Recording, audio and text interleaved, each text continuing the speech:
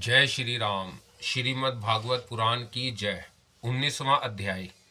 परीक्षित का अनशन व्रत और शुकदेव जी का आगमन। सूत जी कहते हैं, राजधानी में पहुंचने पर राजा परीक्षित को अपने उस निंदनीय कर्म के लिए बड़ा पश्चाताप हुआ। वह अत्यंत उदास हो गए और सोचने लगे, मैंने निरपराध एवं अपना तेज छिपाए हुए ब्राह्मण के साथ अनार्य पुरुषों के समान बड़ा नीच व्यवहार किया।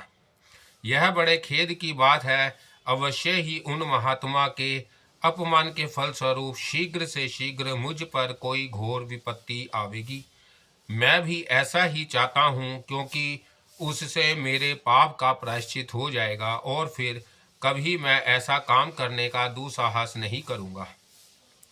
ब्राह्मणों की क्रोधाग्नि आज ही मेरे राज्य, सेना और भरे पूरे खजाने को जलाकर खाक कर दे, जिससे फिर कभी मुझ दुष्ट की ब्राह्मण देवता और गौओं के प्रति ऐसी पाप बुद्धि ना हो।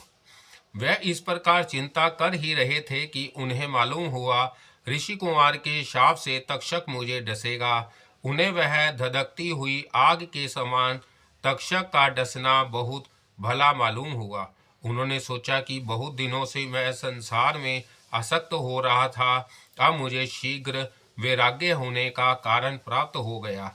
वह इस लोक और परलोक के भोगों को तो पहले से ही तुच्छ और त्याज्य समझते थे, अब उनका स्वरूपत त्याग करके भगवान श्री कृष्ण के चरण कमलों की सेवा को ही सर्वोपरि मानकर आमरण अनशन व्रत लेकर वह गंगा तट पर बैठ गए। गंगा जी का जल भगवान श्री कृष्ण के चरण कमलों का वह पराग लेकर प्रवाहित होता है, जो श्रीमती तुलसी की गंध से मिश्रित है। यही कारण है कि वह लोकपालों के सहित ऊपर नीचे के समस्त लोकों को पवित्र करती है।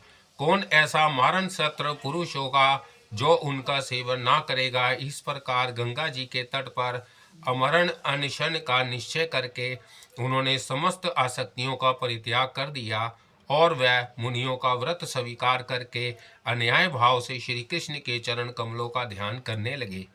उस समय त्रिलोकी को पवित्र करने वाले बड़े बड़े महानुभाव ऋषि मुनि अपने शिष्यों के साथ वहां पधारे। संत जन प्राय तीर्थ यात्रा के बहाने स्वयं उन तीर्थ स्थानों को ही पवित्र करते हैं। उस समय वहां पर अत्रि, वशिष्ठ, चैवन, शरदान, अरिष्ट नेमि, भृगु, अंगिरा, पराशर, विश्वामित्र, परशुराम, उताथ्य, इंद्र प्रमद, इधम वहा, मेधातिथि, देवल, अरिष्ट, शेण, भारद्वाज, गौतम, पिपलाद, मैत्रेय, औरव, कवश, आगम, अगस्त्य, भगवान व्यास, नारद तथा इनके अतिरिक्त और भी कई श्रेष्ठ देवऋषि, ब्रह्म ऋषि तथा अरुण आदि राजश्री व्ययों का शुभागमन हुआ। इस प्रकार विभिन्न गोत्रों के मुख ऋषियों को एकत्र देखकर राजा ने सबका यथोयोग्य सत्कार किया और उनके चरणों पर सिर रखकर वंदना की। जब सब लोग आराम से अपने आसनों पर बैठ गए, तब महाराज परीक्षित ने उन्हें फिर से प्रणाम किया और उनके सामने खड़े हो शुद्ध हृदय से अंजलि बांधकर वह जो कुछ करना चाहते थे उसे सुनाने लगे।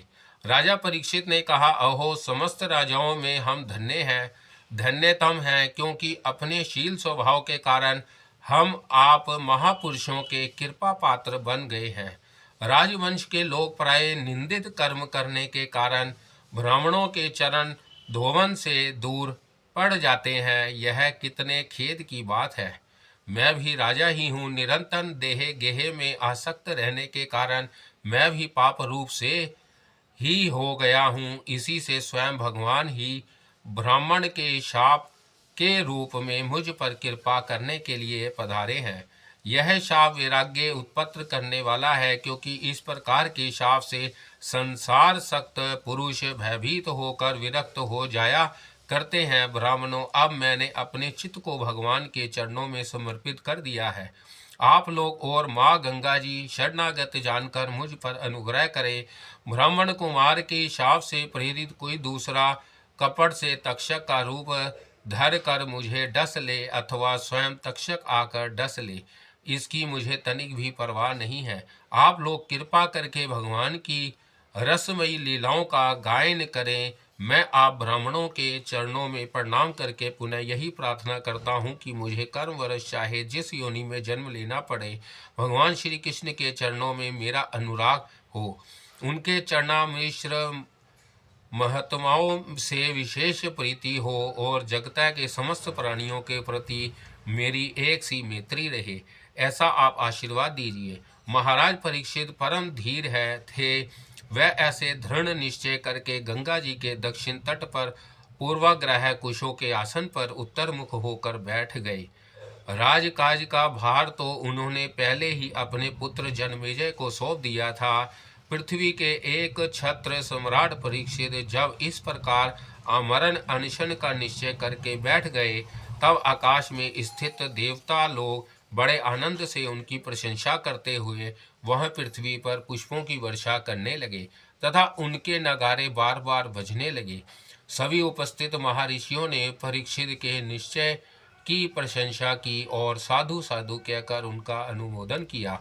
ऋषि लोग तो स्वभाव से ही लोगों पर अनुग्रह की वर्षा करते रहते हैं, यही नहीं उनकी सारी शक्ति लोक पर कृपा करने के लिए ही होती है। उन लोगों ने भगवान श्री कृष्ण के गुणों से प्रभावित परीक्षित के प्रति उनके अनुरूप वचन कहे। राज श्री शिरोमणि भगवान श्री कृष्ण के सेवक और अनुयायी आप पांडुवंशियों के लिए यह कोई शर्य की बात नहीं है, क्योंकि आप लोगों ने भगवान की सतित्री प्राप्त करने की आकांक्षा रक्षा से इस राज सिंहासन पर एक क्षण में ही परित्याग कर दिया, जिसकी सेवा बड़े बड़े राजा अपने मुकुटों से करते थे। हम सब तब तक यही रहेंगे जब तक ये भगवान के परम भक्त परीक्षित अपने नश्वर शरीर को छोड़कर माया दोष एवं शोक से रहित भागवत धाम में नहीं चले जाते। ऋषियों के ये वचन बड़े ही मधुर, गंभीर, सत्य और समता से युक्त थे। उन्हें सुनकर राजा परीक्षित ने उन्हें योग युक्त मुनियों का अभिनंदन किया और भगवान के मनोहर चरित्र सुनने की इच्छा से ऋषियों से प्रार्थना की। महात्माओं, आप सभी सब ओर से यहाँ पधारे हैं। आप सत्य लोक में रहने वाले मूर्तिमान वेदों के समान हैं। आप लोगों का दूसरों पर अनुग्रह करने के अतिरिक्त जो आपका सहज स्वभाव ही है, इस लोक या परलोक में और कोई स्वार्थ नहीं है। विप्रवरों, आप लोगों पर पूर्ण विश्वास करके मैं अपने कर्तव्य के संबंध में यह पूछने योग्य प्रश्न करता हूँ। आप सभी विधान परस्पर विचार करके बताइए कि सबके लिए सब अवस्थाओं में और विशेष करके थोड़े ही समय में मारने वाले पुरुषों के लिए अंतकरण और शरीर से करने योग्य विशुद्ध कर्म कौन सा है। उसी समय पृथ्वी पर स्वेच्छा से विचरण करते हुए किसी की कोई अपेक्षा न रखने वाले व्यास नंदन भगवान श्री शुकदेव जी महाराज वहाँ प्रकट हो गए। वह वर्ण अथवा आश्रम के ब्रह्मचर्यों से रहित एवं आत्मानुभूति में संतुष्ट थे। बच्चों और स्त्रियों ने उसे घेर रखा था। उनका वेश अवधूत था। 16 वर्ष की व्यवस्था थी। चरण, हाथ, जांगा बुझाए, कंधे, कपोल और अन्य सब अंग अत्यंत सुकुमार थे। नेत्र बड़े बड़े और मनोहर थे। नसिका कुछ ऊंची थी, कान बराबर थे, सुंदर बोहें थी। इनसे मुख बड़ा ही शोभेमान हो रहा था। गला तो मानो सुंदर शंख ही था। हंसली ढकी हुई छाती चौड़ी और उभरी हुई नाभि भंवर के समान गहरी तथा उदर बड़ा ही सुंदर त्रिबली से युक्त था। लंबी लंबी भुजाएं थी। मुख पर घुंघराले बाल बिखरे हुए थे। इस दिगंबर वेश में वह श्रेष्ठ देवता के समान तेजस्वी जान पड़ते थे। श्याम रंग था। चित्त को चुराने वाली भरी जवानी थी। वह शरीर की छटा और मधुर मुस्कान से स्त्रियों को सदा ही मनोहर जान पड़ते थे। यद्यपि उन्होंने अपने तेज को छिपा रखा था, फिर भी उनके लक्षण जानने वाले मुनियों ने उन्हें पहचान लिया और वह सब के सब अपने आसन पर छोड़कर उनके सम्मान के लिए उठ खड़े हुए। राजा परीक्षित ने अतिथि रूप से पधारे हुए श्री शुकदेव जी को सिर झुकाकर प्रणाम किया और उनकी पूजा की। उनके स्वरूप को ना जानने वाले बच्चे और स्त्रियां उनकी यह महिमा देखकर वहां से लौट गए। सबके द्वारा सम्मानित होकर श्री शुकदेव जी श्रेष्ठ आसन पर विराजमान हुए। ग्रह नक्षत्र और तारों से घिरे हुए चंद्रमा के समान ब्रह्म ऋषि, देव ऋषि और राजर्षियों के समूह से आवृत श्री शुकदेव जी अत्यंत शोभ्यमान हुए। वास्तव में वह महात्माओं के भी आदरणीय थे। जब प्रखर बुद्धि श्री शुकदेव जी शांत भाव से बैठ गए, तब भगवान के परम भक्त परीक्षित ने उनके समीप आकर और चरणों पर सिर रखकर प्रणाम किया। फिर खड़े होकर हाथ जोड़कर नमस्कार किया। उसके पश्चात बड़ी मधुर वाणी से उनसे यह पूछा। परीक्षित ने कहा, ब्रह्मा स्वरूप भगवान, आज हम बड़भागी हुए, क्योंकि अपराधी क्षत्रिय होने पर भी हमें संत समागम का अधिकारी समझा गया। आज कृपा पूर्वक अतिथि रूप से पधार कर आपने हमें तीर्थ के तुल्य पवित्र बना दिया।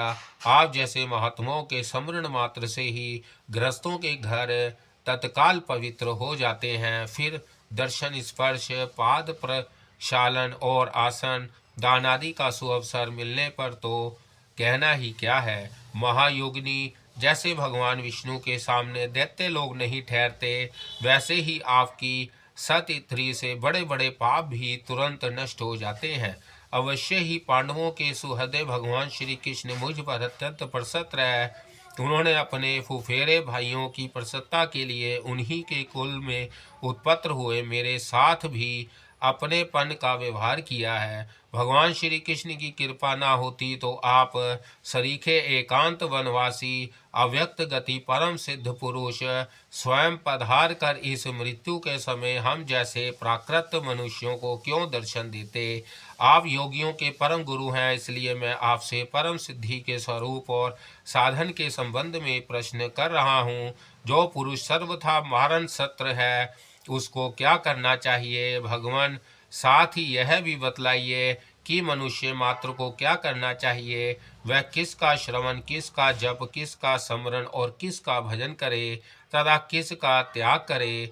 भागवत स्वरूप मुनिवर, आपका दर्शन अत्यंत दुर्लभ है, क्योंकि जितनी देर तक एक गाय दुही जाती है गृहस्थों के घर पर, उतनी देर भी तो आप नहीं ठहरते। सूत जी कहते हैं, जब राजा ने बड़ी ही मधुरवाणी में इस प्रकार संभाषण प्रश्न किए, तब समस्त धर्मों के मर्मज्ञ व्यास नंदन भगवान श्री शुकदेव जी उनका उत्तर देने लगे।